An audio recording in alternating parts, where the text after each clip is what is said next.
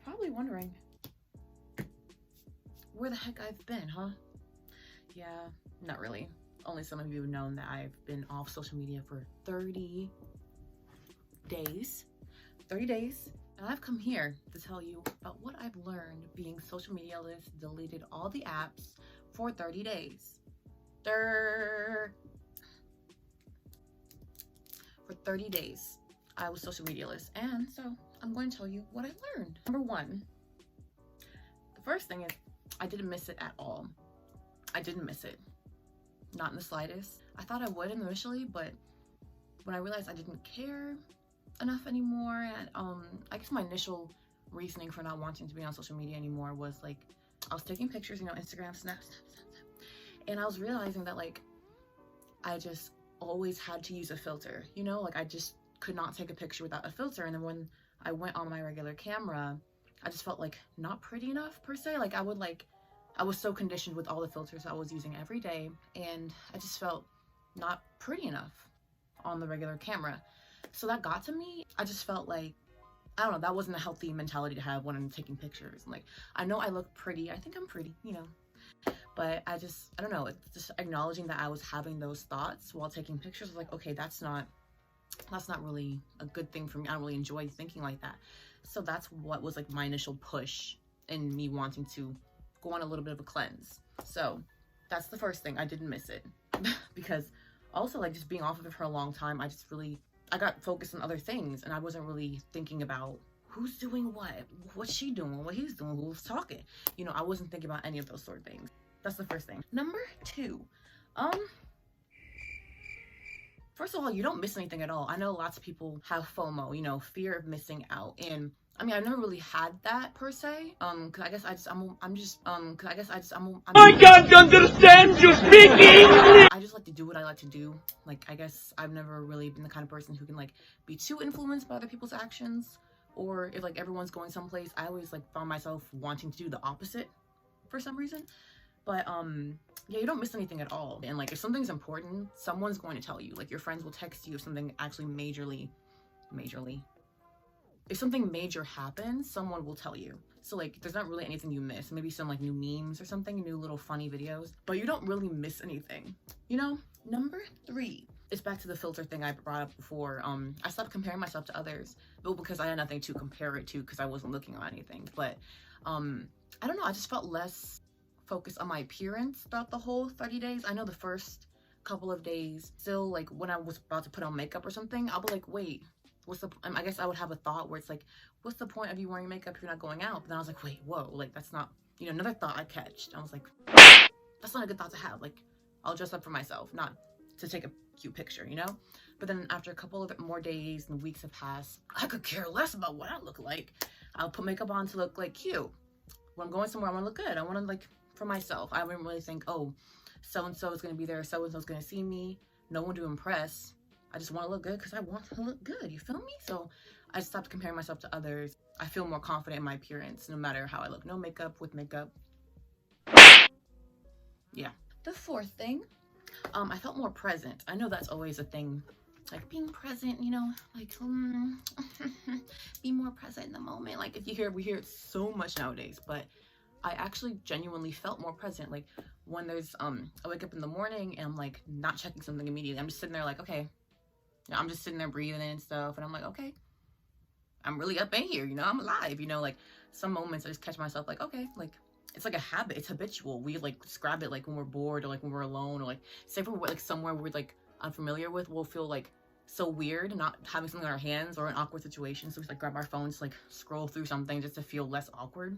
But I've been forced to be in situations that feel like that, or just like any place where I'm by myself, I'm just standing there like kind of looking around and observing the environment more, like having to avoid like standing there and not doing anything, if that makes sense. So I was forced to be present. I'm like, okay, like things really bad happening that I'm like, that I don't have my phone with me, or that I'm not checking things on my phone. Like, I'm just chilling, like, okay, I'm here. And I don't have to like check and be like, use my phone as like a way to like feel more normal, you know, like be on the apps and just all that sort of thing, if that makes sense. Yeah, with presence, you just don't feel the need to check your phone, like, because like I said, it's habitual.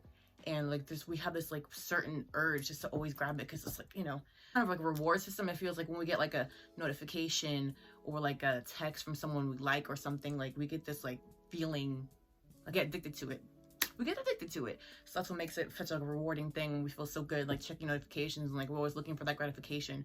So not having that, like forced to be in the present moment, you know, kind of giving yourself gratification, whatever you're doing that's not social media based, like you're just relaxing or like reading or like writing or just doing anything else, not like needing to like get that unconscious gratification or like from like using the apps, you know. I hope that made sense. Number 5, the next thing I was able to learn is like how to focus more on other things. Like honestly, if I still had the apps, I wouldn't have started my YouTube channel because, well, also that's something I've been battling with for a while, but I can talk about it in another video, you know. But I was forced to focus on other things, and like I was able to plan like this channel, you know, plan out my mental health, not plan out my mental health, how am I gonna plan that out, but more so like coping with it and doing more self-care practices, just focusing on literally everything else, because like social media makes us focus on other people's lives, comparing our lives to other people's lives.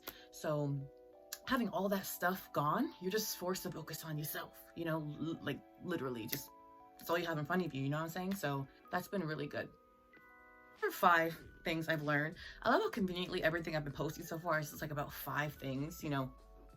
Maybe it's a lucky number, eh? But after all that, I guess since I'm back on social media, I mean, it's cool. Like I didn't really miss it per se, but it's nice to like be connected with people I wasn't connected with for a month through, because like some people I'm only connected with through those channels. So it's really nice to be back for that, seeing all my pretty girls with their pretty pictures. You know, I missed all their cute videos and their cute pictures. So it's good to be back to see that. But I guess when I came back, I felt like some kind of like reminder of my old triggers with like filters and like people and like all their comparing and self-comparing and stuff like that. But I guess from now on, it's like, since I had a full 30-day cleanse, now it's all about like implementing small boundaries and like setting certain times for like going on there and not staying too long, because I don't want to get sucked up in, I don't want to go back, I don't want to go backwards. I don't want to be like how I was when, you know, like I said in the beginning, I just was so insecure, I guess, and like with filters and like feeling the need to be up to par with like societal standards with beauty with filters, and like comparing like, you know, all these pretty girls with their pretty pictures and like all that stuff.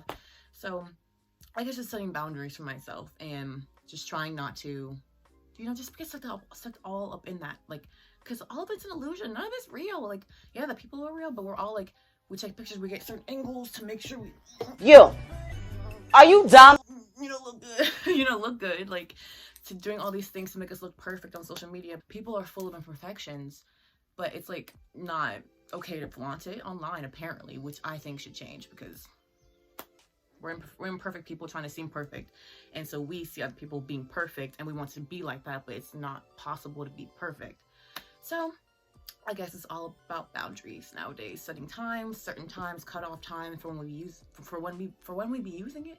Girl, speak English. Well, what do I need subtitles for? Can't you understand what I'm saying? But, you know, for when we should use it, and just make sure we, you know, have a balance with it, so you can really not let it get to our heads, you know? Yeah, so that's what I've learned. Thanks for watching.